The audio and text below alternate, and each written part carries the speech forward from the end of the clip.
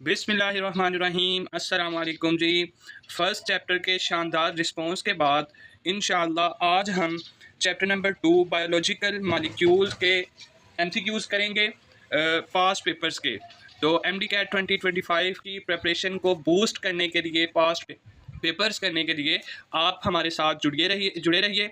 हमारे चैनल को सब्सक्राइब कीजिए और दोस्तों के साथ भी शेयर कीजिए और रोज़ाना की बेस पे आने वाली वीडियो को गौर से देखिए, तैयारी करके देखिए। जिस चैप्टर के एमसीक्यूज़ हों उससे पहले उसकी प्रिपरेशन कीजिए और फिर वो एमसीक्यूज़ कीजिए ताकि आपकी प्रिपरेशन बूस्ट हो सके।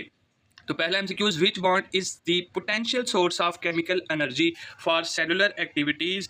तो कौन सा बॉन्ड होता है? Carbon nitrogen bond, carbon oxygen bond, carbon hydrogen bond या हाइड्रोजन ऑक्सीजन बॉन्ड। तो कार्बन और हाइड्रोजन का जो बॉन्ड है वो पोटेंशियल सोर्स ऑफ एनर्जी होता है CH बॉन्ड।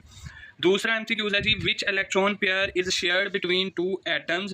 पहला, two covalent bonds are formed, दूसरा हाइड्रोजन बॉन्ड इज फॉर्म्ड, तीसरा single covalent bond is formed and चौथा आयोनिक बॉन्ड इज फॉर्म्ड। तो इसका भी आंसर है सी वाला, single covalent bond is formed. 2010 के एमडीकैट में आया था। तीसरा MCQs, the basic element of all organic compound is oxygen, nitrogen, hydrogen या कार्बन। तो इसका ऑप्शन नंबर डी, कार्बन। चौथा, energy is dash by breakdown of complex molecule into simpler one such reaction are called catabolic reaction. तो इसमें क्या होगा? Release होगी energy, consumed होगी, प्रोड्यूस होगी या डिस्ट्रॉय होगी। तो चौथे का आंसर है ऑप्शन नंबर ए, रिलीज होगी। पांचवा, name the human tissue that contain about 85% of water. Option number A, nerve cell, B bone cell, C brain cell और डी नन। तो इसका brain cell, option number C. MCQs number 6 है, if the water has high latent heat of vaporisation, how the property of water could be helpful to plants and animal. तो इसका option number A है जी, with release of large amount of water vapours a small amount of heat loss can take place. दूसरा है, no cooling effect with release of even large amount of water vapours. C वाला है, it will keep their temperature very high. और D वाला है, with the release of small amount of water vapours a great amount of heat loss can take place. तो ये option number D हमारे पास इसका दुरुस्त होगा। सी वाला है, water acts as a universal solvent because of. तो किस वजह से होता है? हीट ऑफ वेपराइजेशन की वजह से होगा, हाइड्रोजन बॉन्डिंग की वजह से होगा, हाई पोलैरिटी की वजह से, या इसमें आंसर नंबर सी ही इसका जो है ना वो करेक्ट होगा, हाई पोलैरिटी की वजह से यूनिवर्सल सॉल्वेंट है। अच्छा, MCQs number 8, which property of water help to maintain the integrity of membrane. तो इसका पहला ऑप्शन है स्पेसिफिक हीट कैपेसिटी, दूसरा हाइड्रोजन बॉन्डिंग, तीसरा कोहेंशन एंड एडहेंशन और चौथा है इसका हाइड्रोफोबिक एक्सक्लूजन। तो आठवें का जो करेक्ट आंसर है वो डी वाला हाइड्रोफोबिक एक्सक्लूजन है। नाउ एमसीक्यूज है, the attraction between water molecule and cell wall of xylem is termed as. तो क्या उसे कहते हैं? कोहेंशन, टेंशन, एडहेंशन या इम्बिबिशन। तो इसका ऑप्शन नंबर सी होगा करेक्ट आंसर। 10वां एमसीक्यूज है, human bone cell contain how many percentage of water. तो बोन सेल में कितने परसेंट वाटर होता है जी? 20%। ऑप्शन नंबर ए इसका करेक्ट होगा। Hydrolysis process is a reverse of. Hydrolysis किसका रिवर्स है? तो पहला ऑप्शन है फोटोलाइसिस का, दूसरा कंडेंसेशन का, तीसरा है जी इसका रिडक्शन का और चौथा है इसका कन्वेक्शन का।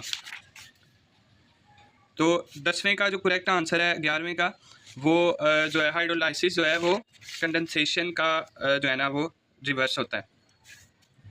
इसमें थोड़ी सी है, अगर ऑप्शन गलत हुआ तो मैं आपको जो है ना बाद में कमेंट्स में बता दूंगा। ये 11 जो एमसीक्यूज नंबर 11 है इसका।